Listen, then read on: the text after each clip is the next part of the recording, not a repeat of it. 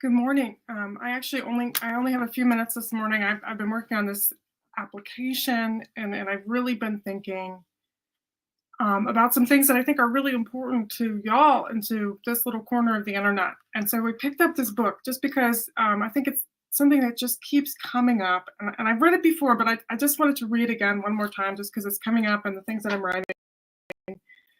A passage from the very beginning of Mere Christianity in the Preface, page 11 in my edition.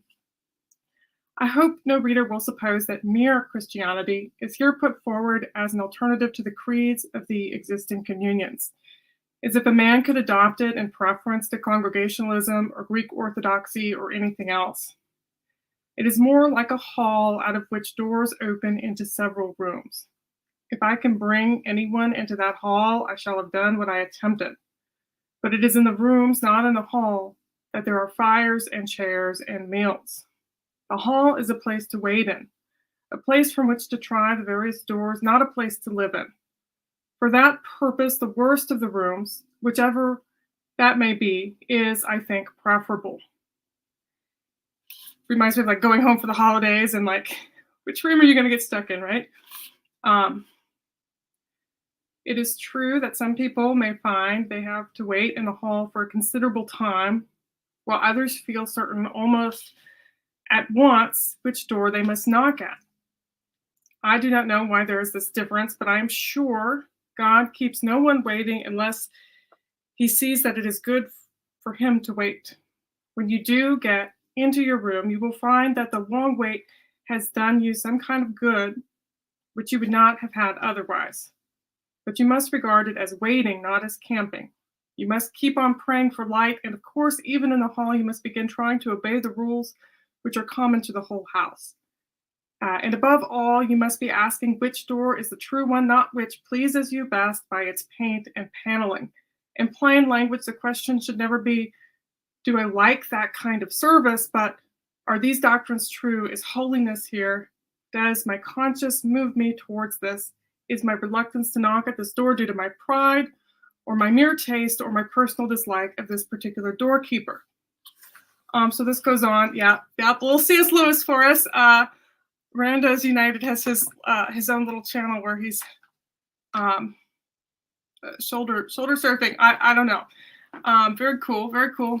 But I'm also, somebody on the Discord told me about this book, Christ, the Eternal Tao, by Hiermonk, Damascene. I don't know how you say that. And so I've been thinking with this too. And not that long ago, I have this one sort of speaks to me, and it seems similar. And reading some of this other stuff in here, it's important for a lot of reasons. It's important for its connection to Father Seraphim Rose. It's important. But right now, I'm just going to read because I just think there's a parallel and a comparison and a thought here. So this is chapter 77. It's on page 207. The way is not found by those who seek after signs, although he may give signs. The way is not found by those who seek after wonders, although he may manifest wonders. The way is not found among those who seek after communion with spirits, although he alone is pure spirit and is adorned by spirits. Those who seek after signs may behold false signs. Those who seek after wonders may be deceived by lying wonders. Those who seek after communion with spirits may come into contact with dark spirits hiding under a guise of light. The way is not found by these seekers, but by those who, whether they seek or not, are irresistibly drawn to what is wise and true, to what is simple and pure, to what is childlike, to what is lowly, and sadly, sadly beautiful.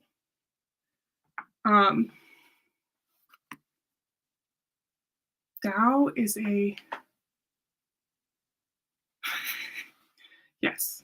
Okay, I got you, Griswold Grimm. Griswold Grimm has been in the house and left a comment, as has Randos United. Yeah, so these are just things that I've been thinking with as I've been writing, not only the sociological literature, but also really kind of delving into these more spiritually rich texts. And I have a lot more writing to do, so I'm really not planning to stick around. But yeah, just the similarities and the differences in those texts, and the meaning, the deep, rich meaning really sticks with me and sits with me.